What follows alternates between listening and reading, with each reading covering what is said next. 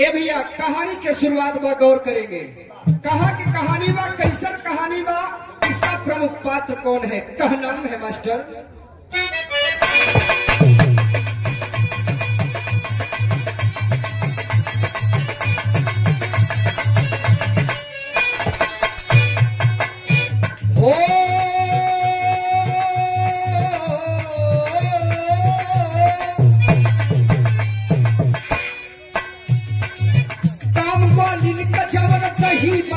जाती थी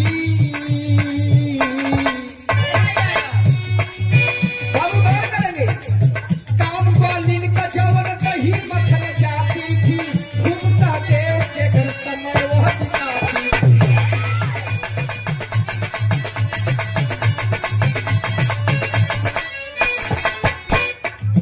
एक दिन भोर में उठकर राजा के आई है, एक दिन भोर में राजा के घर आई है, खिलाड़ी ले लिया कराई है।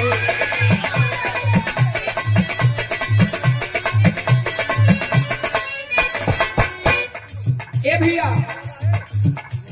आपन बिरादर यादव समाज के कुबेर यादव, उनकी धर्म पत्नी माई खैलर, ये दोनों अपना बिरादरी यादव समाज के थे, लेकिन बड़ी गरीबी रहल। पोहा के रहे वाले राजा सहदेव के यहाँ दोनों लोग नौकरी करते थे। माई खैलन के काम रहे कि घर के कारोबार तही वही मथे, और कुबेर साहब वाले तो खेत बाड़ी देखे। लेकिन ईश्वर ने उन दोनों के बीच में एक संतान नहीं दिए। यही दोनों प्राणी में दुख बा, इतना दुख बा।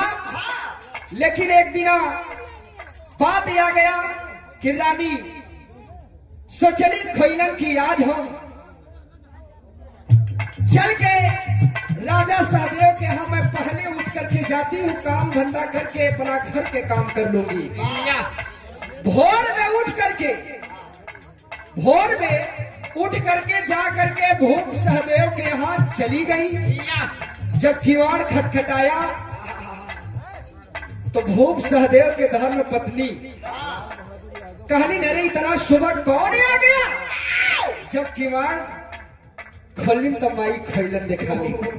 जब माई खैलन के देखलिन रानी भूप सहदेव की औरत जी, कहे अरे आज कहाँ हम बाझिन के मुंह देख ली है। इतना बात जब माई खैलन बाबू सुनली तो आंख में आंसू लेके कि बाहर भगवान, अगर आज हमके एक औलाद दिए हो तो दुनिया मुझे बाझन करके ताना ना मारती।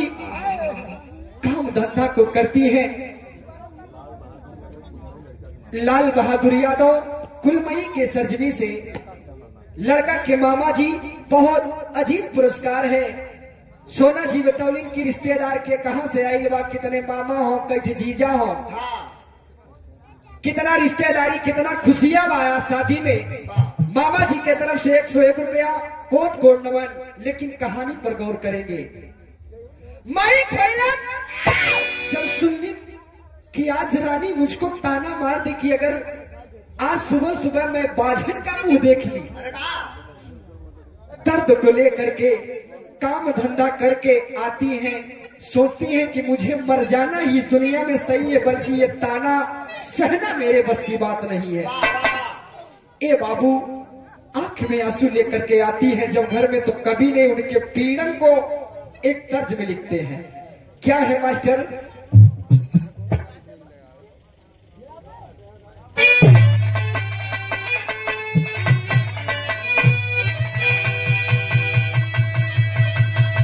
बड़ी पुरान गीत हो, ई गीतिया के स्वर्गीय जनाब हैदर अली जुगनू गावे। कैसे गावे मास्टर?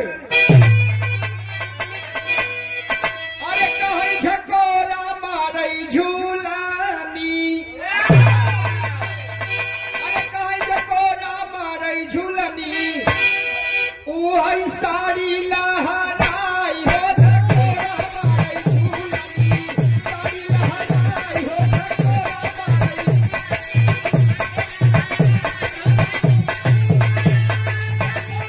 अरे देह प्रयागराज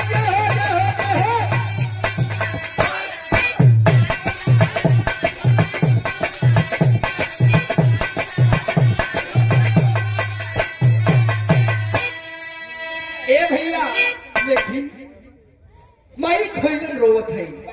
कैसे? धीरज भैया के तरफ से बहुत सारी माया पुरस्कार, कोट कोट नमन, आशीर्वाद के प्रतीक्षा। लेकिन माई खोइलन वो बात का याद करके रोवत है। कैसे मास्टर का नाम हो? अरे सुन के बचानिया, अरे सुन के बचानिया, रोवैया सुगार हो।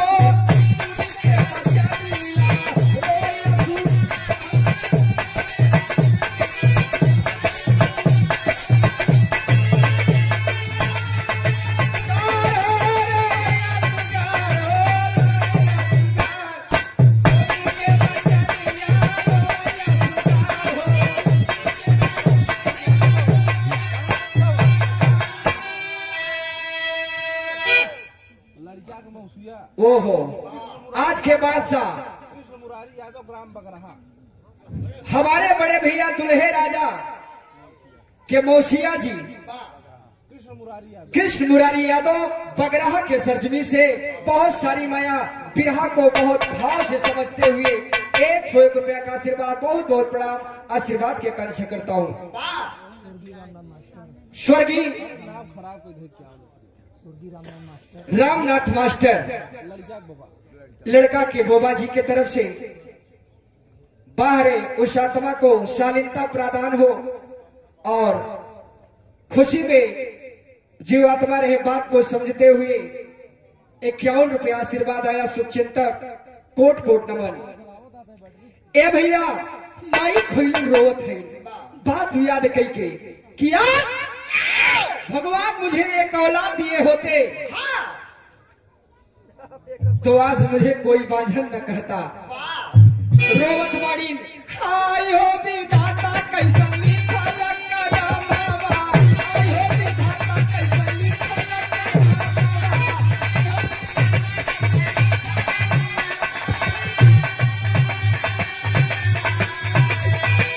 गोदिया में नहीं बाटे, गोदिया में नहीं बाटे, एक खेला लावा, गोदिया में नहीं बाटे।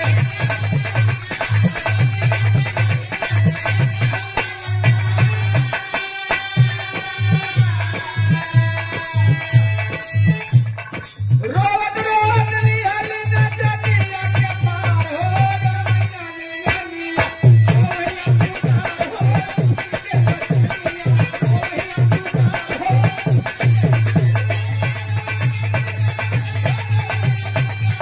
अरे जय हो तेरा जय हो।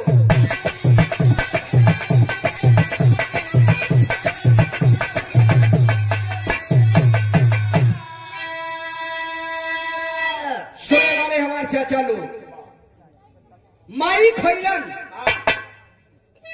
दर्द के लेकर के ठान ली कि इस दुनिया में मुझे जीना नहीं है। आती है अपने घर पे पिता कुबेर भी भूप सहदेव के यहाँ से खेती बाड़ी करके जब शाम के ओले दोनों प्राणी, तो हम लोग कहते हैं ना पिता तो हमारे कुबेर यादव, माई खोइलन जा करके दोनों प्राणी बात करते हैं आपस में कि आज क्या बात है कि आप बहुत नाराज हैं या दुखित आप क्यों लग रही हैं। जब बाबू कुबेर पूछले माई खोइलन के आंख से आज टपक दिले, कुछ बात ना बतौली ने भैया। जब आधी रात के समय भई तो सोचली बल्कि ये दुनिया के हम तद दे तो हमार सही बा प्लान बना ली। जब प्लान बनावत है तो हमारे गुरुजी जगदीश यादव जी लिखते हैं इस गीत को कैसे, एक तर्ज लग गए मास्टर। ननकेश ठेकेदार, ठेकेदारी में बरकत हो, बहुत बहुत आपका पुरस्कार आ रहा है। मालिक से विनती है कि आपके कमाई में दिन दुगना रात चौगुना कमाई हो। ए भैया ठान लिहली, कैसे ठानत बाड़ी, कहाँ जावे खातिर मरत है। माई खोइलन ई गीत में मिले कि बड़ी पुरान गीत है। कैसे भैया? यही कहना है। अरे युगल जोड़ी हो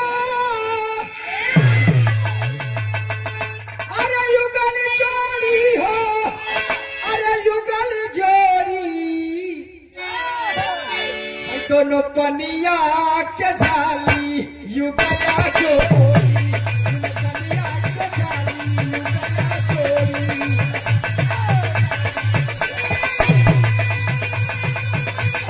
अरे जिया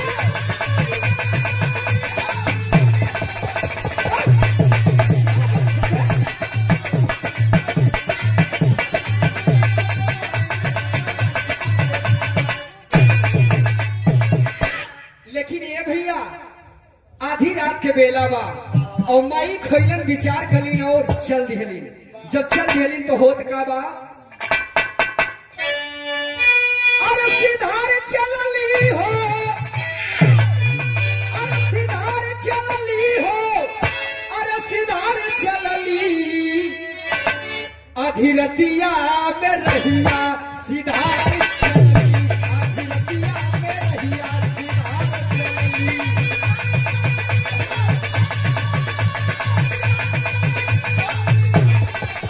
जियो, जियो।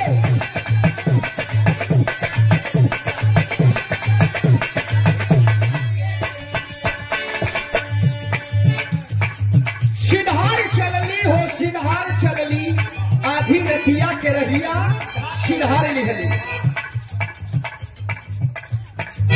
एक हाथ रस्सी ली है, एक में घड़ी लगा हो, एक हाथ रस्सी ली है, एक में घड़ी लगा हो।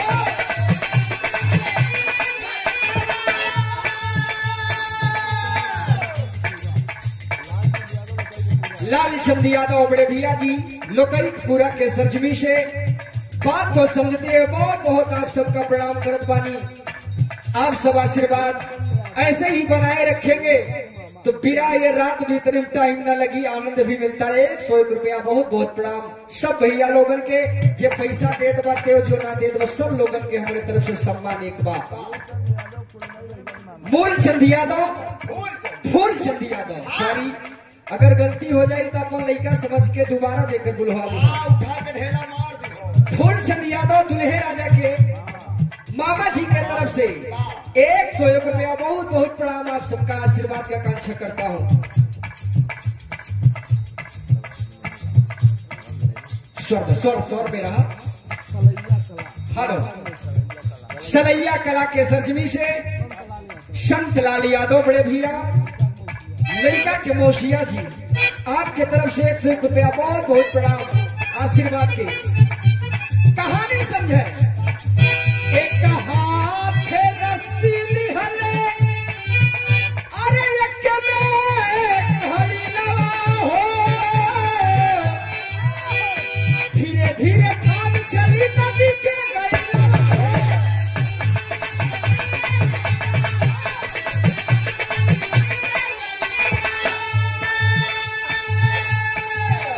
अरे डूबी मरी जई में, अरे डूबी मरी जई में विचार करी अभी अभी आते रहिया चलली।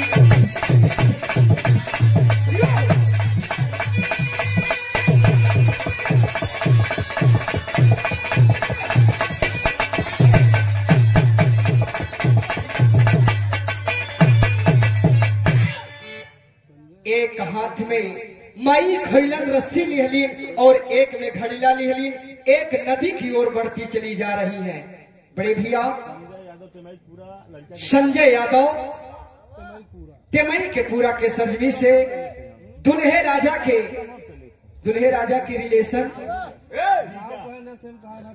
जीजा बहुत बहुत प्रणाम। जिनके आगे जी और जिनके पीछे जी जीजा जी आपके तरफ से 51 रुपया बहुत बहुत प्रणाम आशीर्वाद के कांक्षा बा। बाहर ठेकेदार काट ठीका मोह दे देगा। ये सोनू यादव भैया ठेकेदार के सर भैया के तरफ से बहुत सारी माए 51 रुपया बहुत बहुत प्रणाम। मड़वा के सरजमी से 12 मड़वा के धरती वालन के दी। अरे धन्य, ऐसा कोई बात ना बात, दोनों से सम्मान बराबर मिल रहा है। इसलिए भैया एक हाथ में माई खोइलन रस्सी लेहलीन, एक में घड़ीला लेलिन, चलनी सोचलिन कि जाकर जान दे दी। जा करके एक नदी के पास पहुंचली। जब नदी में पहुंचली रे भैया, आधी रात के समय रहा और जैसे सोचलिन कि चली हम नदी में कूदी, तो जैसे जात तो पानी कम बा। जब पानी कम बा ये भैया, शोभनाथ यादव ग्राम बिहा आज के बादशाह दुल्हे राजा के पिताजी हैं, राजा दशरथ की उपाधि लेकर बैठे हैं। आदरणीय सम्मानित शोभनाथ यादव चाचा जी के तरफ से बहुत सारी माया इस विवाह का आनंद लेकर के सम्मान में 251 रुपया का आशीर्वाद, बहुत बहुत प्रणाम आशीर्वाद की आकांक्षा करता हूं। बड़े भैया शैलेश कुशवाहा, राजीव राम यादव प्रधान जी मड़वा के सरजमी से 50 रुपया कोट कोट नमन आशीर्वाद की आकांक्षा। कहना हो बात के मत भूला। जैसे पानी में पैर रखलिन माई खोइलन की चल के कूद के जान दे दे, लेकिन पानी कम बाए भैया। जब पानी ये कम बाए बाबू, जैसे चलत गई बढ़ने, तब से बताया जाता है भगवान भोलेनाथ और सती जी उसी रास्ते से चले आ रहे हैं। सुनने में आया कि तरी आधी रात को ऐसा कौन सा जानवर है, कौन किसकी आवाज है कि पानी में छप छप की आवाज आ रही है। भोलेनाथ सती जी से पूछ रहे हैं कि रानी ये क्या बात है, भयानक रात है, बेला कुछ और है, आवाज बड़ी छम छम की आ रही है। ए भैया जा करके सती जी जब पूछने की पति जी बताई आवाज किसका आ रहा है, कैसे पूछ रही है, उस समय का दृश्य देख करके कबीर एक तर्ज को लिखा। कौन से तर्ज है मास्टर, कहना है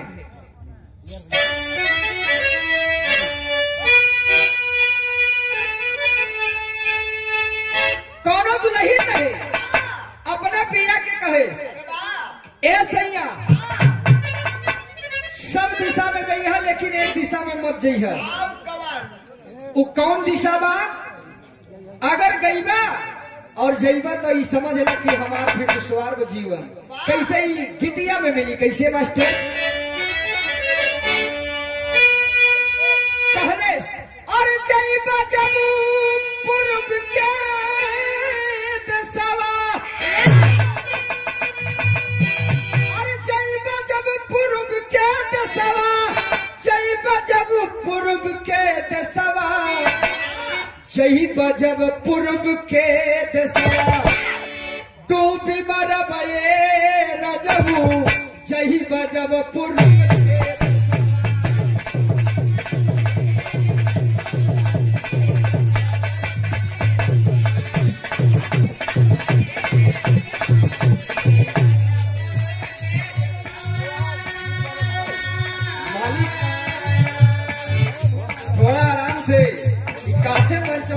दोबारा।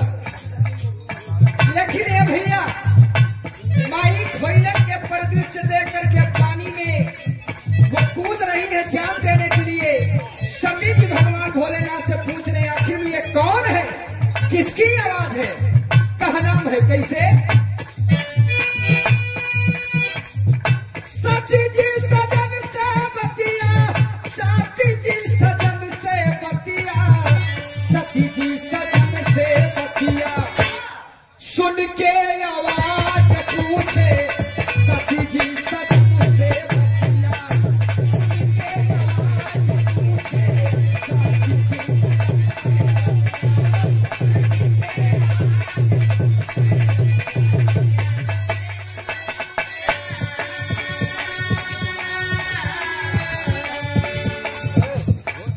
चली दिल भोला जहाँ रहली बधिनिया, चली दिल भोला रहली बधिनिया,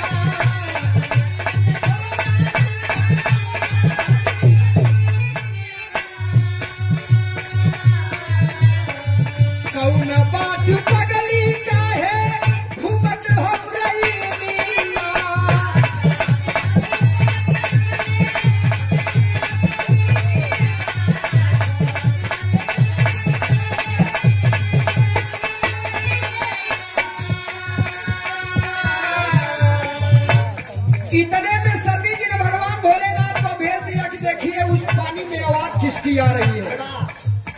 भगवान भोलेनाथ जा करके पहुंचते हैं जहां वो बाझन मरने के लिए जा रही है। काहे के लिए? कहानी को आप लोग समझेंगे, ये अपने बिरादरी की बात है या तो समाज की बात है, तनी ये प्रमाण कहाँ मिलेगा। जा करके भगवान भोलेनाथ उस बाझन माई खोइलन के पास पहुंच जाते हैं जहां जान देने के लिए तैयार है। जब भगवान गैलन करे पगली इतनी रात की कहाँ घूमत बाड़ी, कहाँ जात बाड़ू, बतावत भैया कैसे। बैंड पार्टी ममता संजय। बैंड पार्टी ममता संजय। आपके तरफ से भगवान से विनती, बैंड पार्टी चलत रहे, खूब बाजा बजाओ आप लोग, बाजा में कमी न हो। ए भैया कहना है कुछ पूछी बाबा,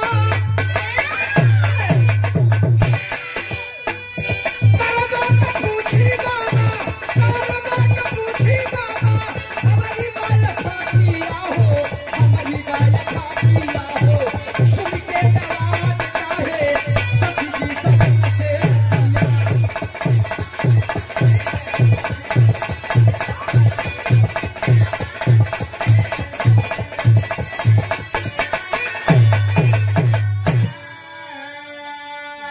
ए भैया कहलिन वो बाझन माई खोइलन कहले, अरे बाबा, ए बाबा तू का करबो पूछ के कि हम कहाँ से आइल बाड़ी, काहे रोवत हई, काहे इतनी आधी रात के, आपके कौन काम बा, आप हमसे काहे पूछत हो। भोले बाबा कहले, ना बेटा, दोनों किस लिए रो रही हो मुझसे बताओ। लेकिन माई खोइलन बता नहीं रही है। जब बता नहीं रही है तो कवि ने भी अपने कलम से उनकी दुख के पीड़ा को समझ करके कितना दुखित है और भोले बाबा पूछ भी रहे हैं उस बात को निवारण करने के लिए, लेकिन तब पर भी वो बाझन माई खोइलन नहीं बता रही है। बड़ी पारंपरिक गीत है, माता बहिनी लोग के गीत गावत है। कैसे भैया?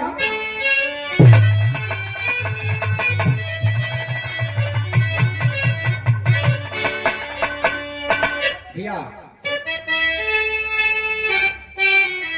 मास्टर साहब संकेत करत बाड़न गीत के कि झांझरी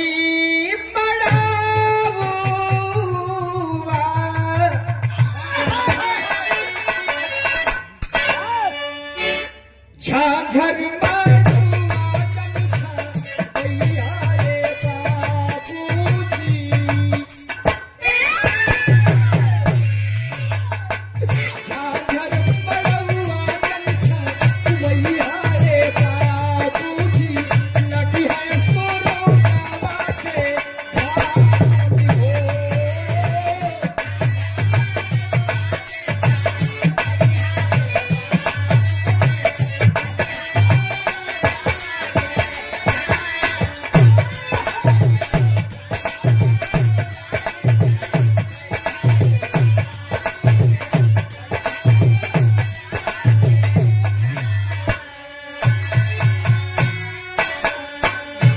लेकिन बाझन माई खोइलन कहत बाड़ी, जाओ जाओ